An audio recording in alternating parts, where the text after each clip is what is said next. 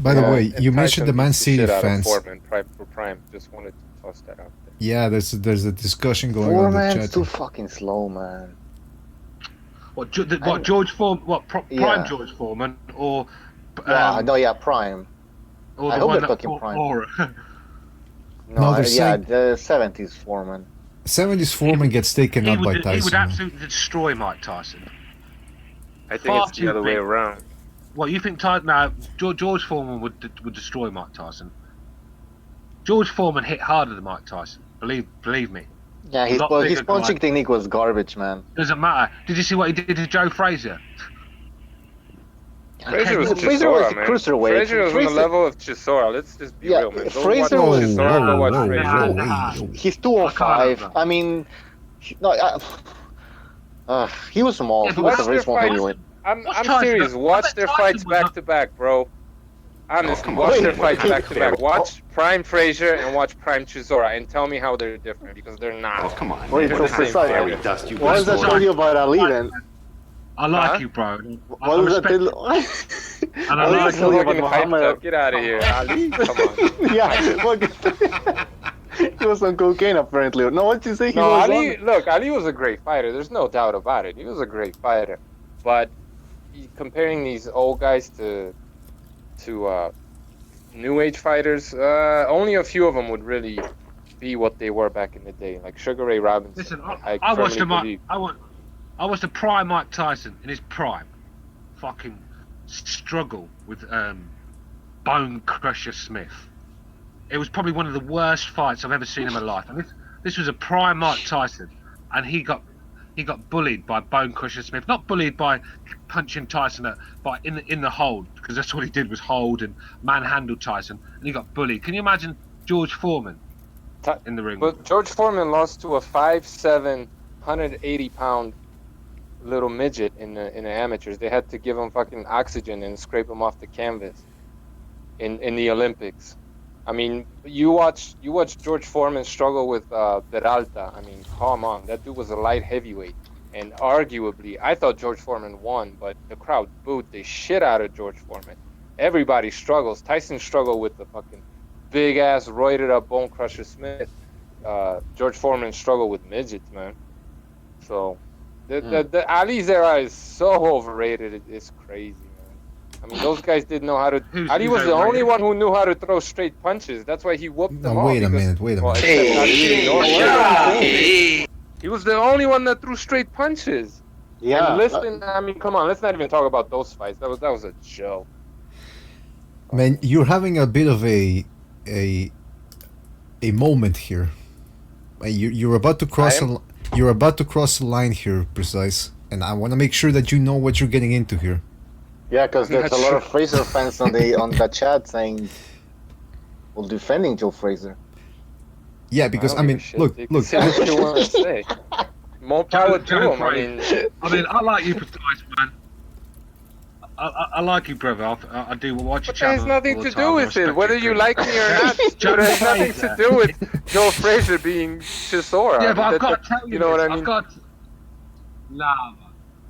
I can't have that, bro. Sorry, I can't have that. He can't have it. You put Tyson Fury in Ali's era, and he knocks all those dudes the fuck out, man. Okay, but first of all, shit out of Fraser all is of like 205. He's a small. I mean, you can't even compare him to. That's a cruiserweight. He's a cruiserweight. By the way, I will say Joe Fraser's hook is better than anything Chisora has in his arsenal, man. Tyson was. How big do you think Tyson was? Only about 215. Yeah, I was going to say 215. What's that? 10 pounds in the heavyweight division. That's nothing. Well, no, I was comparing Fraser with like today's heavyweights, like 2000s. Like Chisora. Yeah, I mean, Chisora's a big ass fucking heavyweight compared to Joe Fraser. Was like 235 pounds. Wow. Hey, what I'm trying to get at here. I don't think weight doesn't always mean anything in the heavyweight division. Wilder weighed 215 and Ortiz was like 240. So. Yeah, but he's still 6'7", and Joe Fraser, how tall is he? Like 6'1"? No, Yeah, Frazier was 5'11", I think. Oh my God! No, fuck! Get out of here, then. Fucking 205. Muhammad Ali, Tyson- in that era, Muhammad Ali was the only one that knew how to throw straight punches, and he knew a little bit about feinting. All these other guys were just walking in, throwing wild fucking hooks with their face in front of them. Okay, Frazier bobbed and weaved while he did that, but like none of them had anything in the way of a jab. Liston did, but okay.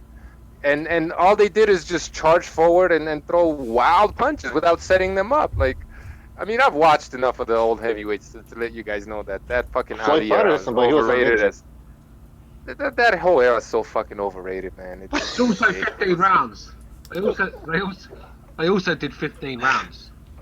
So a lot of it because was they were all when fucking tired. hopped up You'll on see a lot- bennies. They were hopped up on bennies. I think they could have gone 20 rounds for all I care. Liar, whore, and you know it. I mean, listen. I think if you want to Okay, say I'm gonna that, stop trolling now. Okay, I'm gonna stop trolling. no, wait a minute. Are you being serious or are you trolling? I'm exaggerating, but Right. yeah. There's truth in what I'm saying, but I am exaggerating. No, but see, that's You're why. saying they're overrated. That's it. Of course, of Right. course. Yeah, I can agree Yeah. with that. I can agree with that. If you want to say, because yeah, the way some people make it out to be is that Ali would beat. No. Some people make it out to be as if Joe Fraser could annihilate Vladimir Klitschko. And I'm thinking, look, there's a big size. There's a big. Hey, Hold on. There's a big size difference that you have to take into account. But people make it out to be as if the people from the golden era, like I know some people have said that Joe Louis could beat Vladimir Klitschko, and I go, come on, man. I mean, it's one guy was 6'1". I think Joe Louis was 6 foot or 6'1", or maybe even less than that. He he was about a cruiserweight essentially. You telling me he's gonna wash the canvas with a 6'6" giant who actually had a good jab and knew how to stall and clinch and all that? Come on. I mean, look, when you ask people today, you talk about Usyk, for example, and you tell them he could go up to heavyweight right now and maybe win a belt. A lot of these people will call you crazy, but then they'll say, well, Ali could do it. But Ali was actually smaller than, you know what I mean? Like, and all these other guys were even smaller than Usyk. Usyk is bigger than all of those guys, basically. All those top-level guys. So, and he won his gold medal legitimately, unlike Ali and Foreman. So, forget about it. I had a debate with Boxing Beats and Rhymes many years ago, and I couldn't believe what was coming out of his mouth. He was telling me that Sam Langford, 5'6", Sam Langford, 180 pounds, would knock Vitaly Klitschko out. Amir Khan would beat the shit out of fucking Sam Langford and maybe get knocked out, but he would beat the shit out of him. No, I'm not even playing. Look at Sam Langford. The only footage that there is of him on YouTube. Look at that, and then go look at what's his face, Collazo in the Amir Khan fight, and you tell me the difference. You know what I mean? Collazo was actually slick. Sam Langford was just walking in, eating punches like a dummy. Get out of here with that shit, man. Come on, man. A lot of people could say that what we're saying is heresy. You know, Oh, God. Jack Johnson was awful to watch. I mean, don't get me wrong, I'm not going to sit here and pretend I watched him live. Do you know what I mean? What the videos I've seen of him, obviously the picture quality is quite poor, but the guy, fucking hell, he knew how to stink a joint out. Right. I mean, people gave shit Klitschko for jab and grab when that guy would grab and grab. You know, like that guy was a wrestler. It wasn't even a boxer. 35 rounds. Yeah, He got knocked down by a middleweight. He got knocked down by a middleweight. Like, let's be real. Come on. What heavyweight today is going to be getting knocked down by a middleweight? Yeah, that's a good point, man. But didn't Jack Johnson title to the guy that Jack Dempsey had? I think Jack Dempsey crushed his face in. Was it Willock? Something I can't remember now. But the guy that took Jack Johnson's belt, Jack Dempsey fought him after that, but basically crushed nearly every bone in his face. So there's one for them. Someone's saying Mike Tyson is Alexander Povetkin level. No. I mean, the styles are comparable, but he's faster. Maybe doesn't hit harder than Povetkin did, but it's just faster. I mean, the head, upper body movement, the feet, the angles.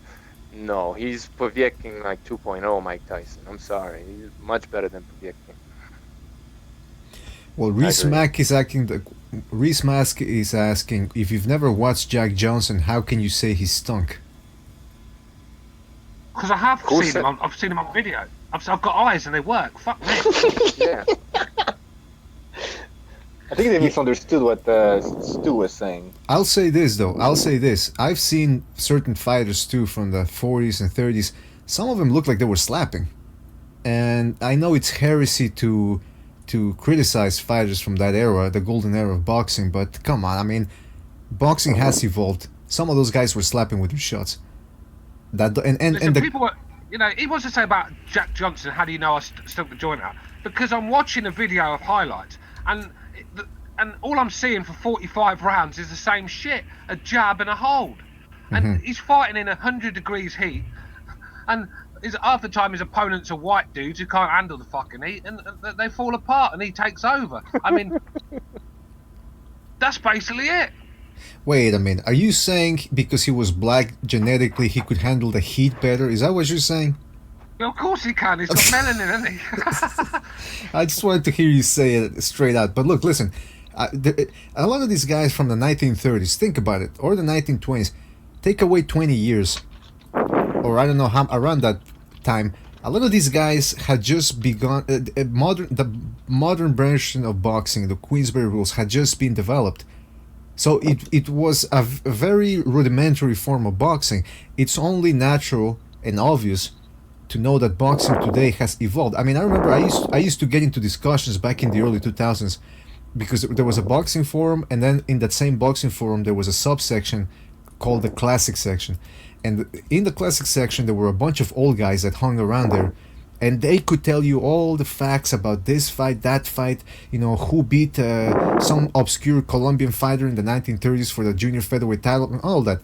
But when it came to talking about current boxing, they didn't really like it. All they did was spend their days insulting De La Hoya, Trinidad, Barrera, Morales. All of these guys couldn't hold Salvador Sanchez's jockstrap and all that.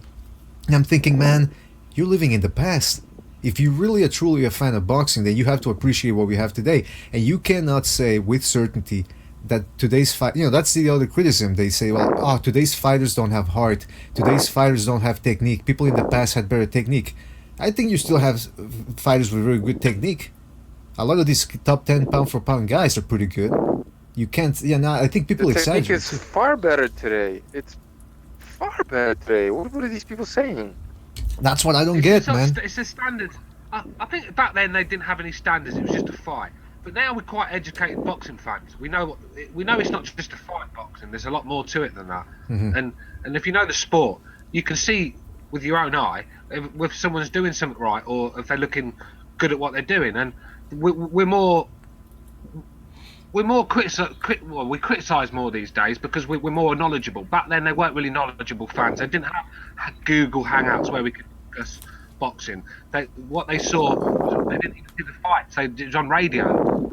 Only the lucky ones. Well, we have every single goddamn fight in HD on demand, whereas back then it was just hearsay and what you read in the paper. Unless you went to the fight, you don't know what the fuck happened. You know what I mean? Most of these fights, there's not even any recorded footage for any of them. And the ones that you do have some footage for, it'll be like 5 minutes out of a 15, 12 round fight. Exactly. So it's just like, and then another thing, all these like boxing historians, maybe not all of them, but most of these really hardcore boxing historians, they cannot predict a fucking fight or break down a fight to save their fucking life. So I'm not going to be taking Max Kellerman. I'm not going to be taking their word on who beats who across fucking eras if they can't even predict any of the fights in this era. Very good point. Come on. Very good point. That boxing librarian. That guy couldn't predict. He couldn't predict rain. Wasn't the British was boxing librarian that Brit guy? Rain if thunder and lightning was above his head. He is fucking useless. He would sit there and rabbit on about some bum in the 40s and about 85 losses on his fucking record. No one gives a shit. The first white champion from fucking Uzbekistan. Fuck off with all that bollocks. All right, so let me ask you this then, guys. Go ahead, Precise.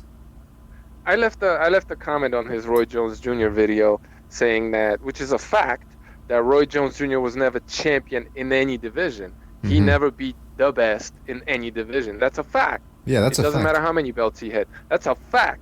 And he told me, I'm going to leave this comment up, but I'm going to erase every other comment you leave on this channel. You're not welcome here, basically. Come on. So that's a historian for you. Yeah, that's the same thing. It's the same thing with those boxing historians that I told you about in the forum way back when. these guys would not stick around in the general section, and they would make predictions. They would just, sit around, talking about the past and about the great fighters in the past, but they never made any predictions about current fights. And it was eventually they got kicked out of the forum because there were a bunch of assholes. But anyway, I'm not saying all boxing historians are assholes, but it's just, come on, you gotta get with the times too. They change. So I got a controversial question here. Is Sugar Ray Robinson really the best of all time? No, fuck no. He went up 2 divisions and got his ass whooped. I mean, people are talking about him like he was one of the greatest middleweights when Foreman beat the shit out of him time and time again. Or am I getting this wrong? You mean? You know what I mean? Joey Maxim, I think. That was 175. Right. Wasn't it? Yeah, that was at light heavyweight. Look, he was great. Like, I've seen enough of his fights to be able to know that. But at the same time, he was great up to 147 and past that. And the guy was 5'11", fighting at welterweight. Come on. How there's great no footage was he? of that, no? There's not a lot of footage of him at 147, I think. That his prime. There's no footage And of they his said prime. that was the best Sugar Ray. But then again, like Precise says, like, how the fuck do we know, right? Exactly. And a lot of his fights were robberies. Like, Kid Chocolate beat his ass. I think it was Kid Chocolate. Kid the Gavilan? beat his ass in New York. And he asked for a catch weight, and he told him what gloves to wear. And then he lost the fight. He got booed in New York because the Cuban whooped his ass, apparently. And the... Sugar Ray What's the guy? Sugar Ray Robinson, though, I mean, he was a pound for pound #1. Never left the United States. I mean, he's decided to travel Europe. His first fight away from American shores, he gets his ass whooped in England by Randolph Turpin.